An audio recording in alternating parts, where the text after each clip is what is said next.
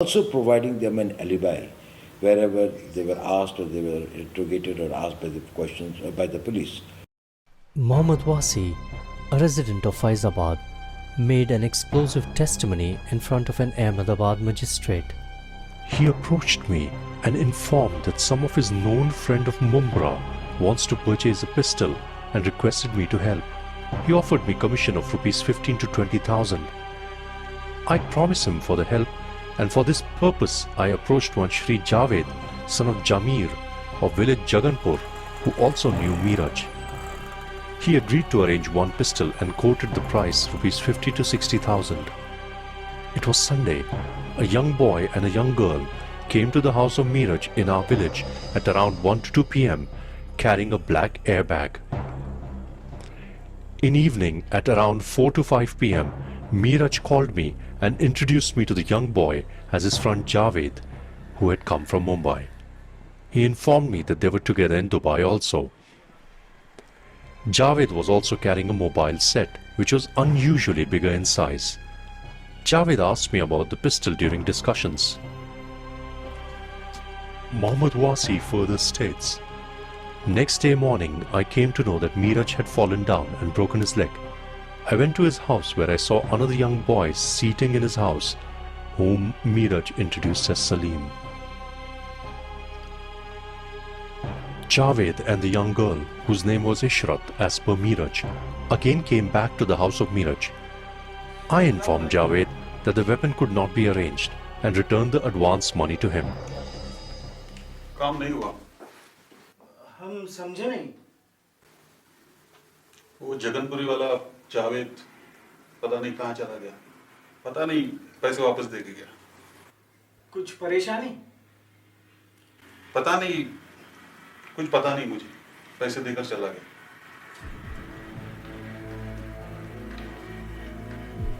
In evening, Miraj requested me to allow both Javed and Salim to sleep in my house. Accordingly, they both slept in our house, while Ishrat slept in the house of Miraj with his sisters.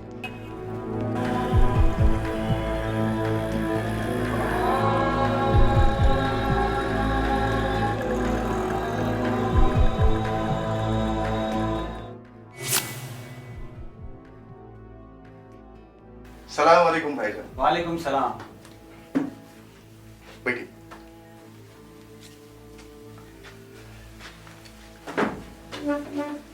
ये अपने जावेद भाई। वाह, ये भी हमारे जावेद भाई मुंबई से, जिनका जिक्र हमने किया था। तो फिर बहुत सही जगह आए हो। अपने 50,000 में मिलते हैं। बस 50,000? इंसान की कीमत बहुत सस्ती होती जा रही है। पैसे लाए हो? काफी जरूरतमंद मालूम होते हैं। कल आओ इसी समय, यही मिलते हैं। चलो। खुदा हाफिज।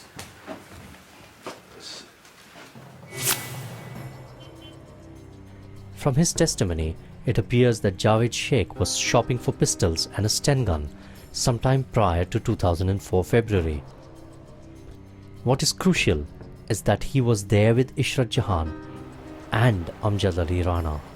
या अल्लाह, ये गाड़ी किसने रोक ली? कहीं पुलिस तो नहीं? The question which has to be asked here is this: did Ishrat Jahan actually know any of the two other men, Abdul Ghani Zishan Johar or Amjad Ali Rana, and did she accompany any of these men outside Gujarat before June the 14th, 2004, the date of the encounter? Was Javed Sheikh a gun runner? And if so, was Ishrat Jahan accompanying him on these missions to buy guns? Can a gun runner be deemed an innocent man? Can somebody accompanying a gun runner be deemed innocent? That Javed Sheikh and Raza Ishrat Jahan were there with Amjad Ali Rana, also known as Bunty, was independently corroborated by at least two other people according to the CBI charge sheet itself. In the month of May 2004, at the time of purchase of Indica car, Javed had brought one of his friends at our house and introduced him as his friend Bunty. Bunty stayed in our house along with us. after the encounter death of my husband, I came to know that the person named Amjad Ali, who also died in the encounter, was the same person named Bunty who had stayed with us at our house. Now, on being shown the photograph of Amjad Ali, I identify him as Bunty. That testimony was of Sajida Sheikh, Javed Sheikh's wife. Out of the cash of 2.5 lakhs, he had paid back 1 lakh, and from the remaining 1.5 lakhs, Javed had purchased a second-hand Indica car. On Javed's return from Oman, he also brought a satellite phone which was in packed condition, and hence I assumed that it was newly purchased. Well, you know, this group, which was associated with Isharat Jahan, it has been on the radar of the security agencies for quite some time. And they had been making use of the satellite phones to defeat any interceptions or any interdictions by the security agencies, because satellite phones are considered by them as very safe. Unknown to Isharat Jahan and her 3 accomplices, the IB had actually picked up the chatter originating from the satellite phones. Phones which Abdul Ghani Zishan Johar and Amjad Ali Rana were using to talk to an area commander of the Lashkar called Muzammil in Pakistan. अस्सलाम वालेकुम। हाँ, जगह हमने देख ली है। हाँ, बस वही जा रहे हैं। इंशाल्लाह काम हो जाएगा। Now, these phones were being used by them for contact, which we were able to find out, for the persons in Dubai, some of the groups in Dubai, with the Lashkar-e-Toiba operatives in Pakistan, and also some of the ISI operatives. Now, during these, when they went to Gandhinagar, from Gandhinagar also, these satellite phones were used. And when these phones were being used, or when they were communicating with their counterparts in other places, Isharat Jahan used to be present there, Isharat Jahan was there. Perhaps the two liked Narendra Modi's Gujarat so much that they wanted to travel to Gandhinagar again and again. However, this seems highly unlikely.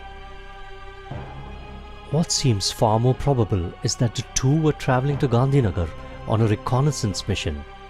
If so, then what was the reconnaissance for? Gandhinagar का मुआयना हो गया कि नहीं? जी, इस बार दिखा देंगे मोदी को। इंशाल्लाह। Was there. And this is not the first time that Isharat Jahan had come to Gujarat. She had come there earlier, accompanying these persons, and had also visited some other places. And she had always been a part of the conspiratorial cell, or the group, which actually was involved in all these plannings and all these violent activities that they were planning in Gandhinagar. The Lashkar had a number of Hindu leaders on its hit list for a very long time. Lal Krishna Advani or Lalaji, Bal Thackeray, Praveen Togadia, Ashok Singhal, they were all on the hit list of the Lashkar, except that none of them was in Gujarat at the time of the Isharat killing. No, only one man was present in Gujarat at the time of the encounter who could be counted as a fish worth attacking by the Lashkar. Gandhinagar का मुआयना हो गया कि नहीं? जी हो गया। इस बार बताएंगे मोदी को। इंशाल्लाह। Now, on perusing the death slip receipt dated 19th of August 2004 of Hazrat Musa Soha Qabristan of Ahmedabad, Sunni Muslim Waqf Committee, I state that the said death receipt was prepared in token of having cremated the person by name Abdul Ghani Zishan Johar, aged 20 years, a resident of Nar Nanak, Kalerwadi, Gujranwala, Punjab, Pakistan. It is reflected in the receipt that the reason of the death is encounter and the place of death is Khotarpur village. That then was the statement of Shri Abdul Ghani Abdul Qadir Sheikh, who was working at the Hazrat Musa Soha Qabristan, the cemetery for Muslims in Ahmedabad. या अल्लाह, ये गाड़ी किसने रोक ली? Police तो नहीं? क्या किया जाए? इसकी तो नहीं। वो आ रहा है, पुलिस वाला ही लग रहा है।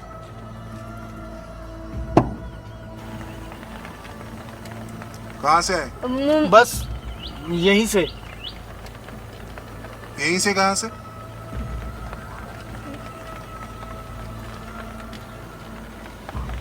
चलो निकलो बाहर,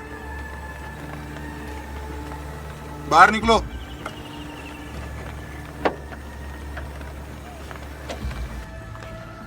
हाँ चलो जल्दी, अरे चलो।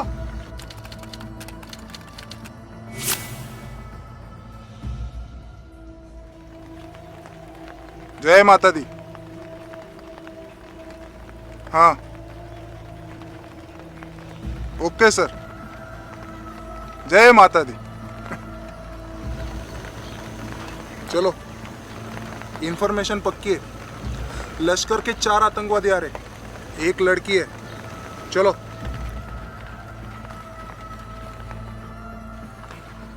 हाँ चलो जल्दी, अरे चलो।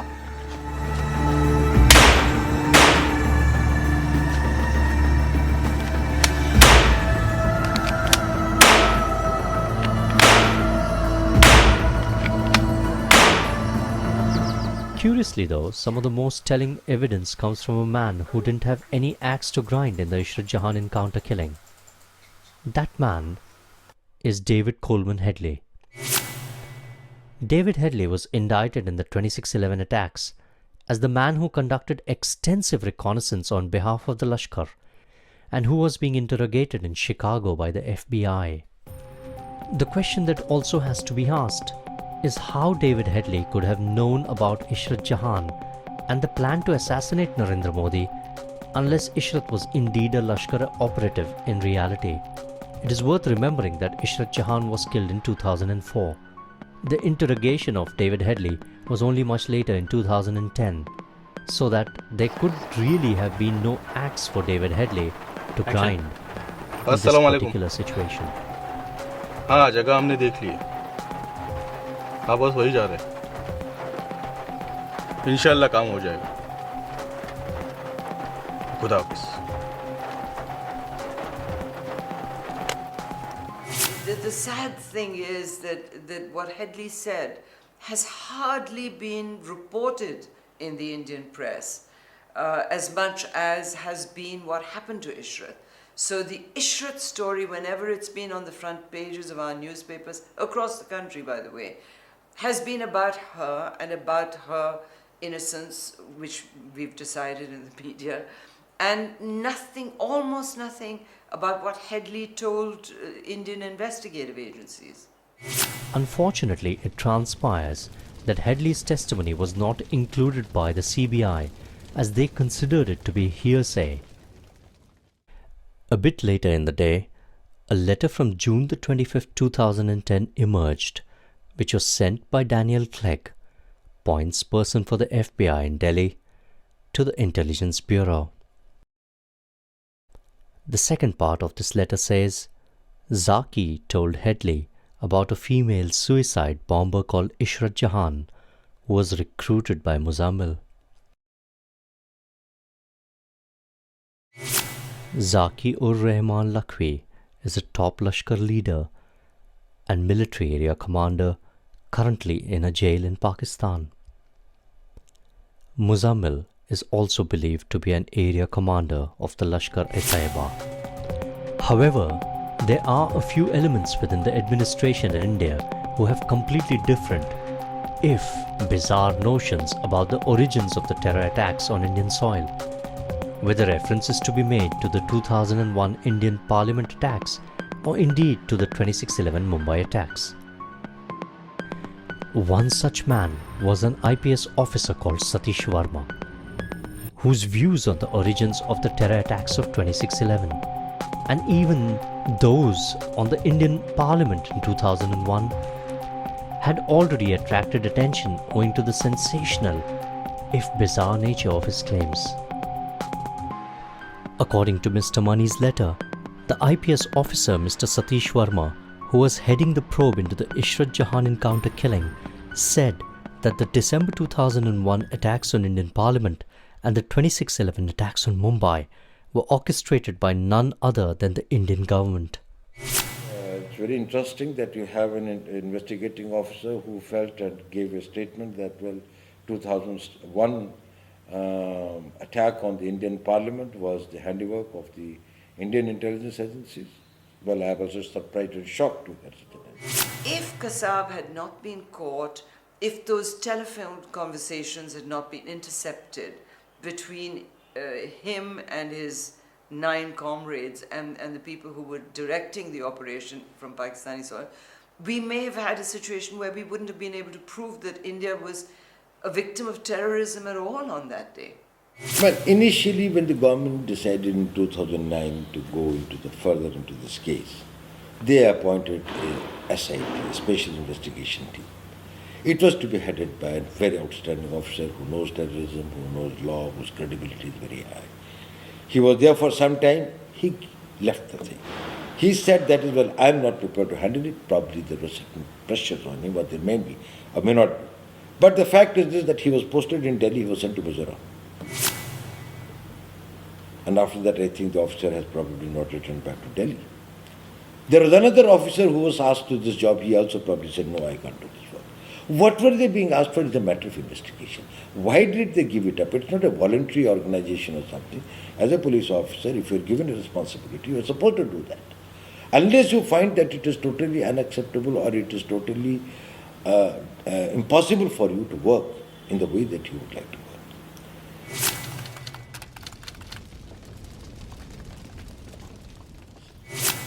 When these 2 officers did not do it, an officer was selected who had a total clash of interest in this particular case and against the people that they were investigating. Firstly, there had been a long history on record of the certain amount of acrimonious exchanges between the then IB officer, Rajendra Kumar, and the investigating officer or the head of the SIT in this particular case. And there had been series of allegations which had been made against this officer by Mr. Rajendra Kumar. And those were under investigation, they were investigated, and the officer was probably found to be at fault. And of course he had that grudge. Now if that was so, then he should not have been distinct as an investigating officer. Luckily, however, for us, it can now be confidently asserted, despite bizarre claims to the contrary, that the 26/11 attacks on Mumbai and the Parliament attacks of December 2001 were indeed the handiwork of jihadi terrorists. You know, what was most essential in this case